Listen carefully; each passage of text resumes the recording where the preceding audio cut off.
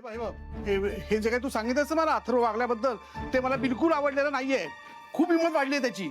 नाहीतर काय, खूप सहन केला आता, पण बास आता. आता त्याला सोडायचंच नाही. अथर्व, अथर्व, अथर्व, काय झालं? नवरा कुठे आहे तुझा? का अजून वहिनीच्या खोलीतून आला नाही? का तिथेच अंगाई गात बसलाय? हा, काय झालंय? काय काम आहे तुमचं? तुला कशाला सांगू आम्ही? तू आहेस कोण? हा, आणि तुझा याच्याशी काहीही संबंध नाहीये. हा आमच्या कुटुंबाचा विषय आहे. मग नवरा कुठे आहे असं कशाला विचारलं? अथर्व कुठे आहे? आत आहे का? ते नाही आहेत. ते आले की तुम्ही या. हे काय ग? नाही नाही, आम्हाला कन्फर्मेशन मिळाल्याशिवाय आम्ही इथून हलणार नाही. हा, कसलं कन्फर्मेशन? आमच्या हिश्शाचं. हिश्शामध्ये आम्हाला काय काय मिळणार आहे ते आम्हाला कळायला हवं. काय झालं? एवढं आश्चर्य दाखवायची काही गरज नाहीये. हे लवकरात लवकर होणं गरजेचं आहे. अथर्वलाच बघायचंय पुढे सगळं.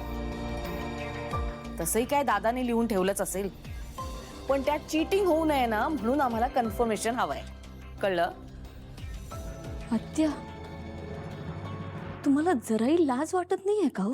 अहो, तुमचा भाऊ गेलाय आणि तुम्ही इथे हिस्सा मागायला आलात? पैशांसाठी माणूस सगळं विसरतो, मृत्यू सुद्धा. जाऊ दे, तुम्हाला सांगून ना काही उपयोगच नाहीये.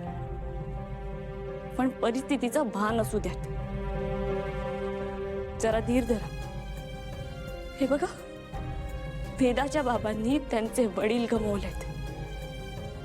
मी माझे सासरे आणि वेदाने तिचे आजोबा. त्यांच्या चितेचा अग्नी अजून विझलाही नाही आणि तुम्ही हिस्सा मागायला आला तिथे? हत्या जनाची नाही तर मनाची तरी. काय चाललंय?